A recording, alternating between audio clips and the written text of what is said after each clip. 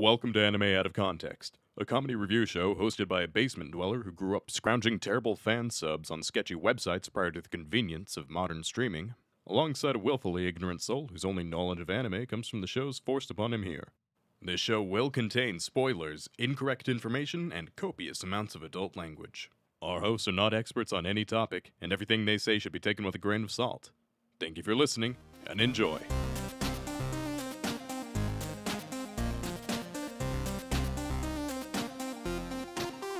Hello and welcome to Anime Out of Context, the show where I attempt to explain the sometimes weird, sometimes wonderful, but always hilarious world of anime. And I'm just here to watch his balls drop for the new year. I'm Sean Rollins. I'm Remington Chase. I'm going to choose to ignore that statement. I shall wait patiently. That's how you're going to spend the episode, is just waiting for me to acknowledge your quote-unquote amazing opening bit? Yeah. It's just going to be me talking. Or just wait until the balls drop, one or the other. Oh, Jesus Christ. Well, Remington, as I'm sure you are well aware, and our audience will be well aware based on the title of this episode alone, we're doing something a little bit different for this, our end-of-year, beginning-of-year episode. Yeah, on this transitionary episode from year to year, we decided, hey, you know what? Usually I'm going around hating all of the anime, and most of the time I'm telling you why you shouldn't watch stuff. So what if we change things up? And I just laid it out and I said, hey, whether you like anime or you don't, here are some recommendations for you. It's going to be a weirdly positive experience coming from the self-proclaimed anime hater, Mr. Remington Shea. So I'm quite excited to see what he's thrown together. I have no idea what list he's put together. I just know that he's put together a list of things he genuinely recommends to others. Let's start off nice, easy, and simple, Sean. Let's start with, hey, if you're looking for something light and easy and pleasant, if you're just looking for something, let's start with just some comedies that work out, right? Okay, a little bit of chuckles here and there. That's always nice, because Lord knows we don't get it enough on the podcast. So, first of all, if you're just in the market for something quick, easy, short, and silly, Banana. Just go for Banana. It's adorable, it's ridiculous, it's over the top, right? But it's also just a very pleasant little show. It's not something that you're gonna be like, fuck yeah, I'm gonna dedicate my life to this fandom. But it's pleasant to watch through and enjoy. I don't know, man. We got pretty in deep when we started discussing the true nature of the biological entity of the banana cat. It's true. I think we might have gotten a bit too into it, more than, honestly, anybody I could possibly think of. I don't know if anybody's ever gotten into, an in-depth lore discussion on Banana aside from us. And if you guys haven't listened to our episode on Banana Cats, I solved all the deep lore. Another comedy that I think is very pleasant, and it's become a bit of a meme on the podcast, good old Umaru-chan. It's pleasant. It's got a lot of thought and heart put into it. Sean doesn't like it, but he's just a tsundere about it. He knows it's a pretty solid show. I don't want to relate to the main character. I'm telling you that right now. It's not happening. It's pleasant. It's goofy. It has lots of good bits in there.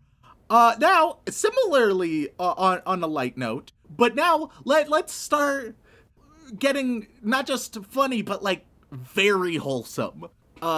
Just wildly wholesome and sometimes heart-wrenching. First, let's start off light again. With The Master of Killing Time. Just such a lovely glimpse of childlike wonder and absurdity. A very pleasant one. And on very similar themes, Keep Your Hands Off Isaacin, where it's just sort of discovery and friendship and hijinks. And it's a love letter to animation as a whole. Oh, yeah. So, it's just wildly well done. Absolutely beautiful. And easily my anime of 2020, so take that with what you will. If you want something that's just so wholesome it'll break your heart, and in fact made our dear editor cry when watching it, A Place Further Than the Universe. just God. also lovely. Our editor, it made me cry several times as well. Like, fuck, man. Every so time touching. I get asked, it's like, hey, do you have any anime recommendations? Because surprisingly, as the creator of an anime podcast, a lot of people are like, so what do you recommend, Sean? I'm like, God, I don't know. That's a big question. This one, Place for the Universe, because it's the best thing ever, and everybody should watch it, and it's horribly underrated in my opinion. Yeah, that's fair. That's fair. And we still need to revisit it and finish it so you can see the whole thing. All right, but what if you're not in the mood for just some comedy and stuff? What if you want a little bit more interpersonal drama and some intensity? What if you're looking for a romance? What if that's what you're in store for? Well, I actually have 2 romance recommendations. Oh wow, a couple I didn't know of you others. felt that way about me. Well, what can I say, Sean? I've been trying to get into your pants for almost 4 years now. It's the only reason I do this podcast. Lord knows it's not for the anime. And, so with this, I will mention a couple of other romances later, but you'll see why I divided them. But these 2, they have something in common, Sean. Okay. And I don't know why, but the vast majority of romance in anime is pretty shit. It's just pretty bad because they feel the need to fall into terrible tropes and unhealthy relationships, and I don't care or root for the characters at all. But an exception of this, where they often just try to tell a good story, is when the main characters are gay. I don't know why, but gay romance in anime is just like, on average, way higher quality. It's to an insane degree. So both of my romance recommendations, one of them is a gay man-on-man relationship. The other one is a woman-on-woman. I think you will probably be able to guess them, Sean. I mean, it seems pretty easy, honestly. It's probably going to be Yuri on Ice and Bloom Into You. 100%. So Yuri on Ice, Bloom Into You. Both of them just wildly fascinating. Yuri on Ice, I also just want to add, there's also not just the romance, but the ambition, the striving for something greater, really honing your craft, those elements as well, which I enjoy. But both of them, lovely, adorable romances that if that's what you're feeling, then these are great starts into And Victor the new has year. a great ass. What an ass. Like, my Christ. You see those Russian cheeks and you're like, this is some good content. All right, but say what you're not looking for some mushy gushy romance. You're looking for something a little smarter, a little brainier, right? A little more mysterious. Okay. Right. If you want a bit more cerebral and a bit more of a mystery, on this front we actually have plenty to choose from. First, look, you gotta go classics. Age old, it still holds up. Death Note. Yes. Real solid mystery, great cat and mouse back and forth. I thought it would not live up to my memory of it when we did it on the podcast. It did. It's super interesting. Yeah. With the added grain of salt that it does unfortunately not hold up after the halfway point as well. Well, yeah. Once certain things happen and a certain character gets introduced, it definitely has diminished quality. But I think especially that first half is so worthwhile that it makes up for it. It's iconic, and the cinematography in it alone is worth this watching. Like, if you just Google the Death Note potato chip scene, you'll probably be like, okay, yeah, I kind of want to watch this show now because it's so absurd but so dark and interesting that you gotta watch it. Yeah. And then the other 2 I have are a little bit more recent. First, there's Promised Neverland Season 1. The only season there is. The only season that exists for Promised Neverland. By the end of Season 1, I could see that it was changing gears in a lot of ways, which wasn't the worst thing. But my predictions, from what I've gathered, are accurate, and then also it's even worse than I would have assumed. But the first season, really interesting mystery. You get a lot of Death Note-y beats there of just that cat and mouse I know what you know, but how much do you know that I know that you know, and all those levels, right? Yeah. Which I'm just all about, of just, all right, how can we outthink each other and everybody is smart? Yeah, and the manga is what I would continue to look at after the you finish the only season of the anime, the only one that exists. Because if you jump into the manga, it does change gears a little bit and becomes a little more survival focused, but it still has that really good Promised Neverland feel, charm, and darkness layered throughout that makes it an experience that I wholeheartedly recommend you go through. And then finally, it should come as no surprise that I would recommend Odd Taxi if you're in the mood for something mysterious. In this case, a lot more grounded than the other two suggestions, a lot more real, which is interesting to say because the main character is a walrus. Hey, just because he's a walrus doesn't mean he can't have a very dark, interesting, introspective style of mystery. Walruses can have complex stories too, Rem. No need to walrus shame. One thing I appreciate about Odd Taxi is I think it's a lot more human than Promised Neverland or Death Note, because while Promised Neverland or Death Note have solid characters, we rarely get to see them just being characters. For Odd Taxi, there's a lot where you're like, oh yeah, these characters are just living their life before everything gets wrapped up in everything else to insane degrees. And it's essentially a full, complete story in one season, Which is so nice. is fantastic. And I can't recommend it enough as well, because it is both mine and Remington's anime of the year, and possibly one of our favorites of all time. It's hard to say at this point, but it's pretty up there. All right, and then what if, all right, look, it's nice to be making sense of things, right? It's nice to add up all the mystery, try to solve it yourself, be thinking things through. What if you're like, actually, I don't want anything to make sense. I want a fucking disaster, but a disaster that I can watch with my friends. There's a couple of options here, but there's no better option than original Yu-Gi-Oh! Genuinely, is it good? God, no. No. But watching through it, like, it's a perfect thing to just gather some friends around and banter about it, just taking the piss out of it. It's such a chaotic show.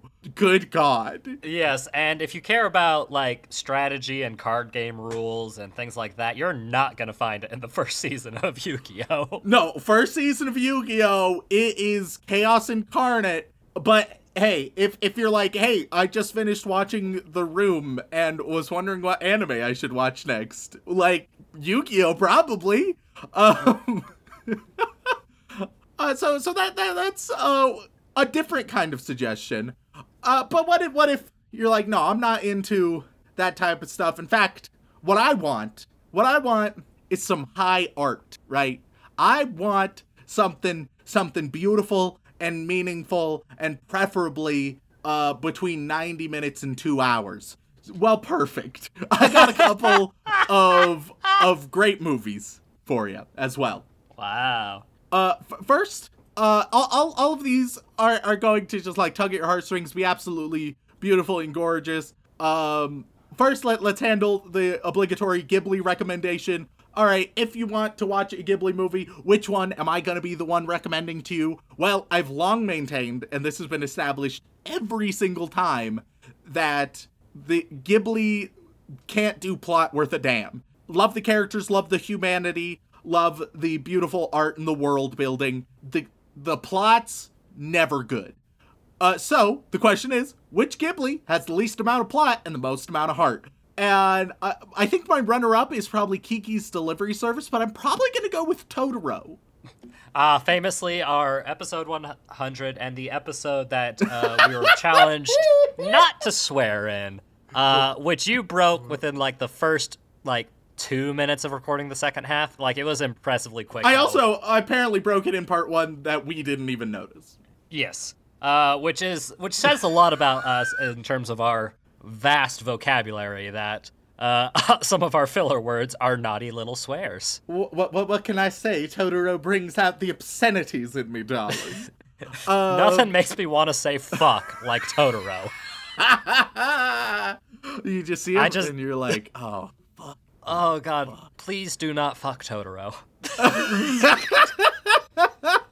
If you come away from this episode learning anything or taking any recommendations we give out, just don't fuck Totoro.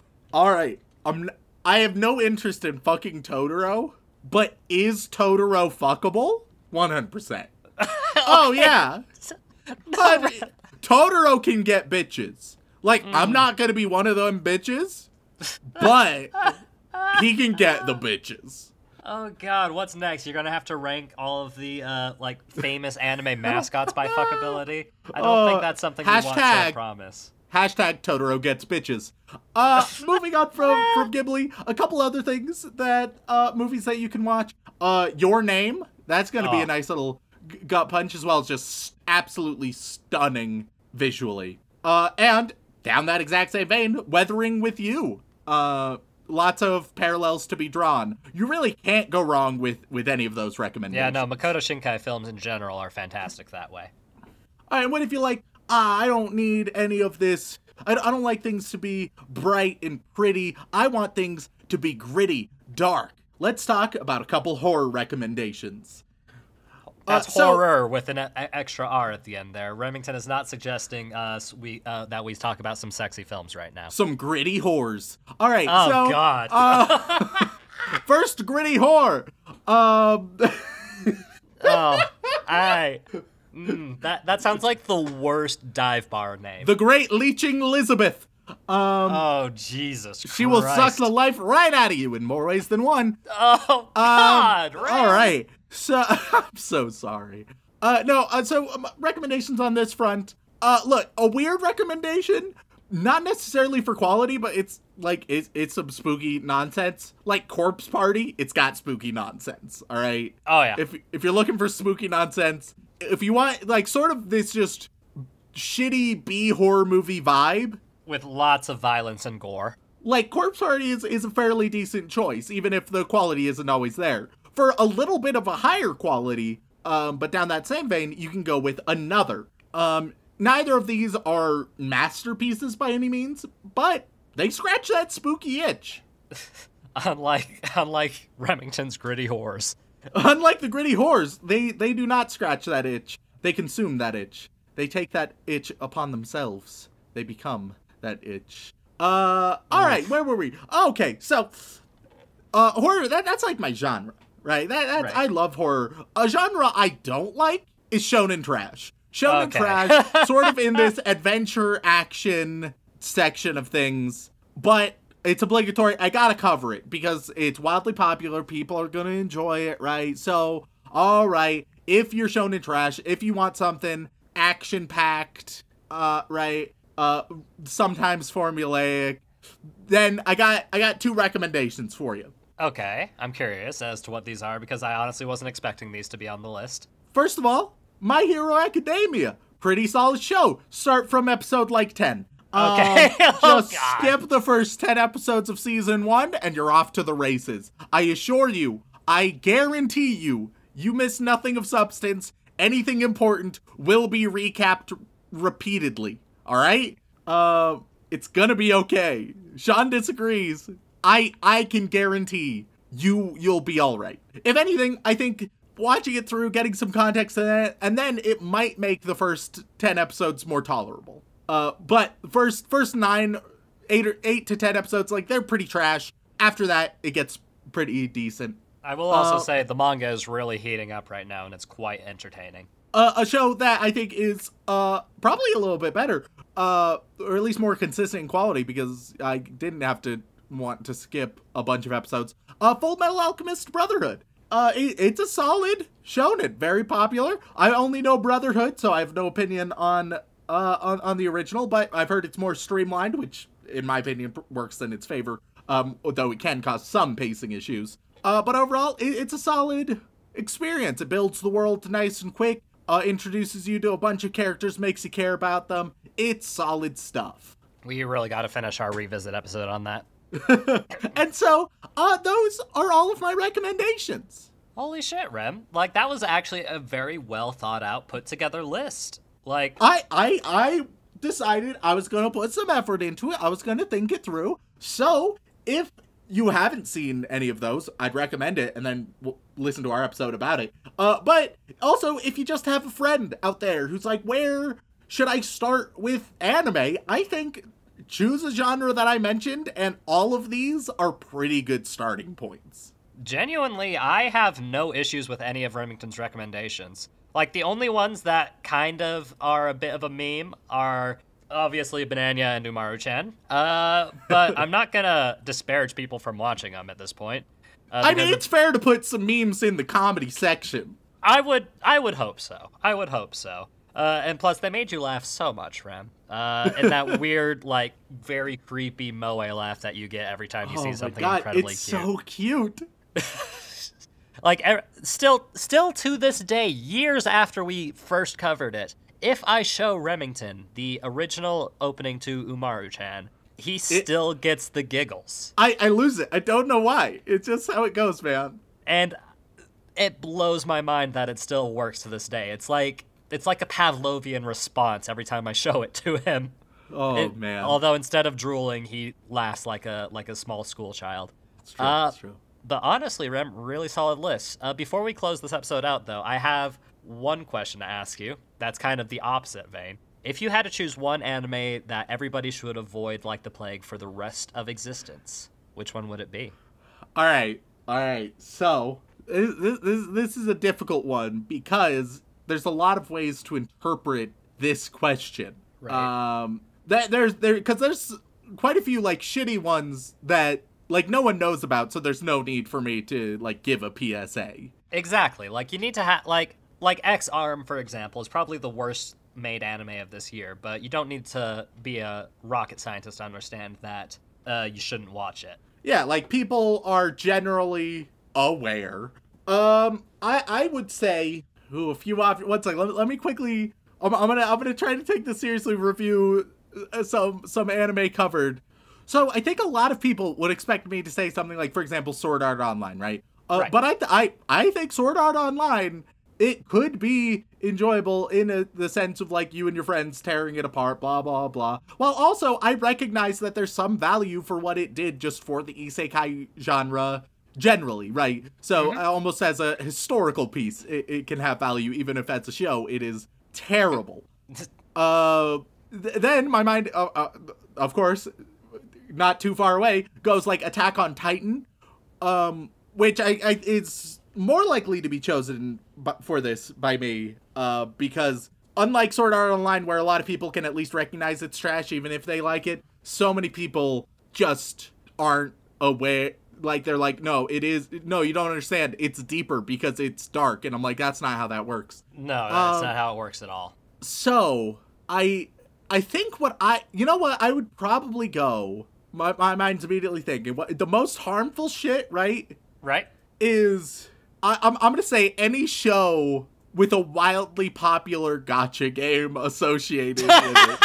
That will be my claim. If any show or franchise that has a very intense and predatory gacha game associated with it, just stay away. Just stay away. Don't get sucked in. Not even because my sort of thought is like trying to think of individual shows. Even I think that there is sort of like a use case for a lot of them. A lot of them, it's like, look, I don't think it's that great of a show, but if you're like 10 to 13, you'll enjoy it. I don't think it's that great of a show, but if you're really horny and want to get your rocks off, you'll enjoy it. I don't think it's a good show, but I can see the historical value that it may have. All of these different things, right? Mm-hmm. And so it's very difficult to universally just say, this anime, never do it at all. But predatory nonsense, that, oh yeah, I can condemn that universally. So that's kind of an interesting way to go about it. So you're saying that if it's an anime that had a gacha game first, is what you're saying? Or are you saying like if it's an anime that later got a gacha game adaptation? If it has a gacha game that is wildly popular, either before or after, then just avoid its sphere. Well, you do realize that does include things like Love Live, right? Hey, if it needs to be done, all right? You won't get your Nico Nico knees anymore that way. just don't worry, I got a bunch of Nico NFTs. It's great. Which is in no way predatory or stupid. So God. it's fine. But I swear to God, if you hit right click, I'm gonna fucking lose my mind. Oh, God. I'm just going to put it out there. Anime Out of Context thinks NFTs are one of the stupidest things on the face of the planet, and they also destroy the environment. So if you like them, you can leave. That's fine. They're, guys, just, like, at least crypto pretends to have a purpose in most cases, even if it's less feasible. So, like, it just do that. Just go invest in some shit coins, all right? Yeah. If you really want some unique art that nobody else has, commission an artist, you dummies. It's not that hard, and they will love you forever if you give them money to make a custom art piece. Trust me, I've done it several times. But with that in mind, Remington, I guess the final question is, for this weird and special recommendation episode, are you looking forward to having more recommendations in the future? Sort of. I am looking forward to seeing the highs some more, because when anime is real solid, I can really enjoy it. It's fantastic. I usually have to endure a lot to get those diamonds in the rough, but I'm looking forward to the diamonds, if not the rough. Fantastic. Well, with that in mind, thank you all so much for tuning in. We really appreciated it. If you enjoyed this kind of weird divergence from our normal formula, then please head on over to Apple Podcasts, or Podbean, or Stitcher, or Spotify, and leave us a review. It means the world to us, and we do read every single one, and it is one of the most effective ways for people to grow an audience in the podcasting verse. And Spotify does do reviews now, which is very helpful. Thanks, Spotify. But if you'd like to support us more directly, you can head on over to twitch.tv/animeoutofcontext, where both myself, Remington, and occasionally Dylan are working more and more to try and put out some more casual gameplay content, and have a chance to chat with us. We'd love to see you there.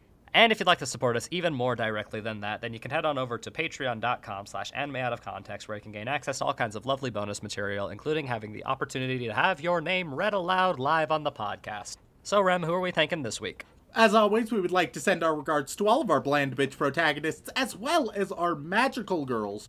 But moving on, we reach our yandere waifus, who listen to our recommendations, think they're bullshit, and then coerce us into making better ones. And on that list, we have Alex, Xanax, Yandere Neko, Yahir, Walk Me Home Gently, VTubers Ruined My YouTube Algorithm, Vaney Jordan, Juliana, Trevor Stoltz, Totally God, The Susanator, The Cactus Crossed the Road because it was stuck to the chicken, not the children. Oh, God. Jesus, so man. Sorry.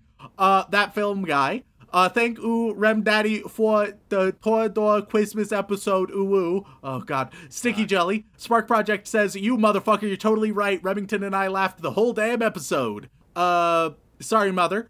Someone with an extremely witty and creative name that I can't repeat on the podcast.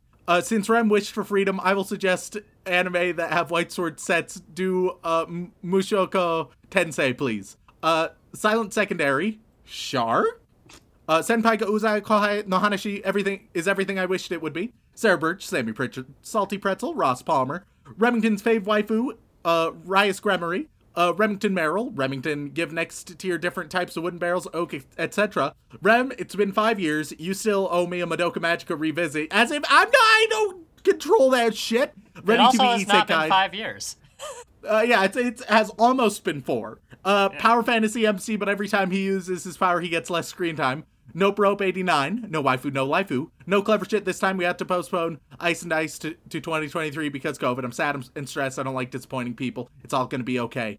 Navi, Mike the Mutilator, Mechanic Weeb would like to know why Rem been tortured with more ecchi BS yet. Presumably why he wants more ecchi BS for me to be tortured with. Matthew Drum says Rem's a bitch. Marky Hughes.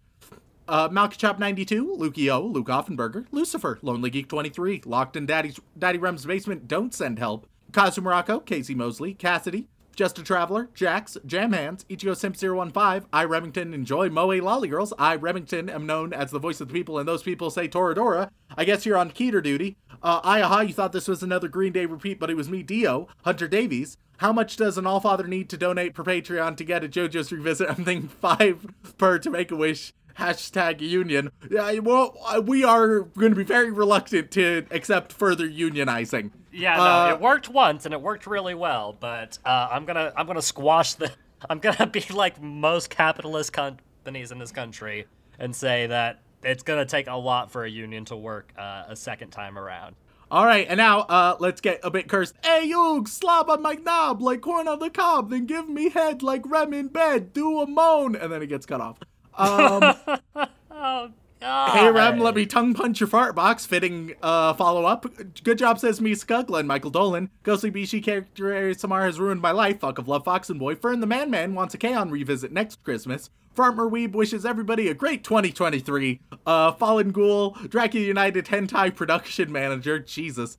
Dr. Zorgonite, Dua. If Dracula United creates monster hentai, then it needs to be ethically sourced, is all I'm saying. Data type. Darkswarm 713, Danny Morabito, Creed 13, Cody, Shy 900, Christian Moss, Cheese Monkey, Cage in the House, Brockard for Geodudes, Be Like Harry and Don't Fuck Your Sister unless it's your redheaded best friend's sister, Ariel Bird, Anime Aunt but in context, Andrew Rauke, Elise Howard, Alpha Weeb is suffering from depression, will Daddy Remington help him? I am not sufficiently qualified, AJ Honey, Adam McLaughlin, hashtag Torador Christmas, Torador Christmas Sausage Fest, there we go. And then moving on, we reach the boy wizard tier. Sean. Yeah? I don't think there's a barrel anymore. But what do you mean, Rem? We've passed the barrel, we've dug under the barrel, dug through the abyss back into the barrel. We've tackled the concept destroyed of the barrel. As we leave 2021, I don't think that I'm going to be able to come up with a specifically Harry Potter, a unique Harry Potter themed idea to provide to all of our boy wizard patrons every single week, which ain't too bad considering I have been scraping the bottom of the barrel for 40 weeks at least, like something like that. Yeah, no, like I feel like you ran out of ideas like after the 3rd month. And that's being generous.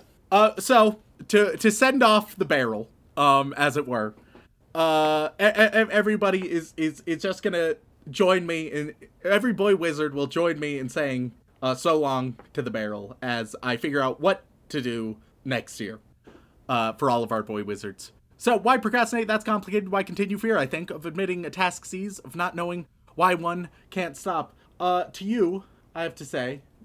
All right, so I decided to look up like touching lines from Harry Potter to give a send off to everybody. Right, one final time. Yeah, of course. There's 2 options, Sean. What should I send it off with?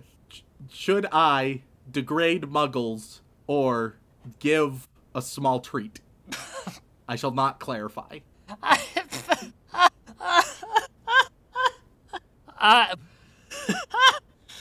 Let's see. Degrade the majority of people or a small treat. I'm going to hope the small treat is not worse than the degrading muggles. All right, small treat it is. All right, so for you, why procrastinate? Have a biscuit, Potter. When are you going to review Neon Koi, my favorite? Have a biscuit, Potter. Warning, you've reached the bottom of the barrel. Finally, it's true. Have a biscuit, Potter. Torador is overrated. Insert Made in Abyss reference. Have a biscuit, Potter. Tony the Great. Well, Tony the Great. Have a biscuit, Potter. Sean, I have to admit that I watch Boku no Pico in my free time and I love it. Have a biscuit, Potter. Rem's Big Toe. Have a biscuit, Potter. Pocket Gamer 513. Have a biscuit, Potter. PL Mayor. Have a biscuit, Potter. Pilkster the Simpo Gear Advocate. Have a biscuit, Potter. Mizrar. Have a biscuit, Potter. MT the Poet. Have a biscuit, Potter. Momo the Griff. Have a biscuit, Potter. Mike wants an Overlord review. Have a biscuit, Potter. Miguel DeLeon. Have a biscuit, Potter. Lord Brockdoof. Head of security of Dracula United Labor Union. Your action will be watched with a careful eye. Have a biscuit, Potter. Justin Kessinger. Have a biscuit, Potter. Jugamu Goku no Sorekere. Kaijari Sugyo no Sugyo Matsu Unrai Matsu Furai Matsu Kuneru Tokoro ni Sumu Tokoro Yaburo Kaji. You actually did that pretty solidly, all things considered, Rem. I feel decently pleased. Have a biscuit, Potter. Also, Dylan, probably check to put that in translate, make sure I didn't say anything terrible. Oh, I know what it is, Rem. Would you like me to explain it? No. All right. Jack Elliott, have a biscuit, Potter. I simp for Amelia is gone. Zage is rising, and Sean, you are very important to my plans. Team Dracula United Labor Union, also seen as Team Dulu, is rising. Cue evil laugh. All right, so the labor union, the union is Dracula United Labor Union now, and they're rising. Okay, that's terrifying. Yeah, we're getting a story arc in our Patreon. But nonetheless, have a biscuit, Potter. Inuyasha is my favorite cryptid, wants Inuyasha review for Valentine's. Have a biscuit, Potter. I live in Ogden, yes, that one. Have a biscuit, Potter. I am the Dulu soft dom daddy of your dreams. Have a biscuit, Potter. I almost unsubbed from the Patreon because of the April Fool's episode fake out for Totoro. Have a biscuit, Potter. Hinata's a ball of sunshine. Have a biscuit, Potter. Beethoven 1201. Have a biscuit, Potter. Aaron Hegland. Have a biscuit, Potter. And there we go, boy wizards. If you have any ideas for broad themes or ideas that I can run with to write you all unique and interesting nonsense, then feel free to send them my way. It's been a hell of a time getting unique Harry Potter themed nonsense every single week. It lasted way longer than it should have. Biscuits for everybody. But moving on, even better than boy wizards, we get to inappropriate Joey Wheeler's everybody's favorite. And this week, Joey Wheeler is going to he is going to share Sean's New Year's resolutions. Hey, Dr. Schmidt! Looks like Sean is hoping to get his third lewd aqua figurine.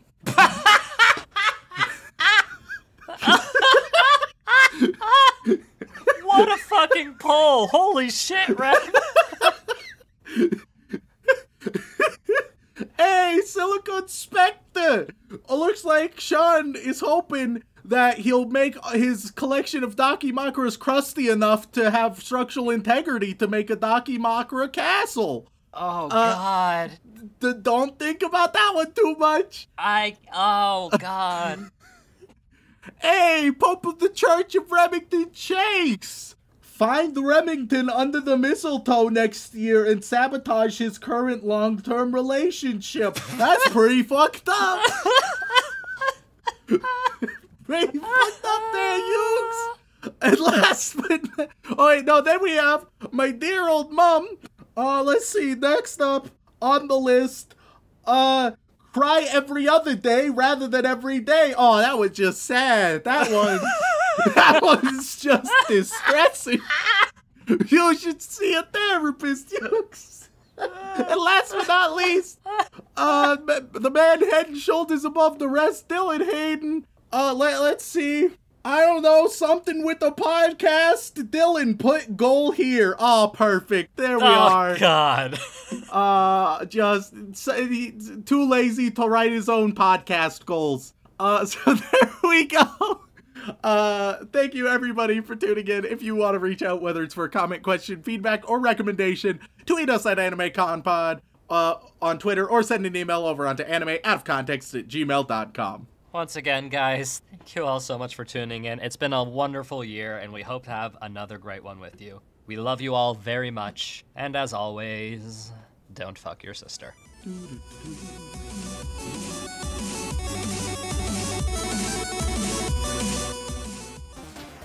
Fuck yeah, I'm gonna dedicate my life to 50 Shades of Banana. And then you both will get your gifts, even though Dylan hasn't fucking come yet. I know what you know, but how much do you know that I know that you know, that I know that you know, that I know that you know, that I know that you know, that I know that you know, that I know that you know. And all those levels, right? Oh, God, please fuck me, Remington. Let's go! And while you're doing that, I'm going to empty my ass of your pussy mucus.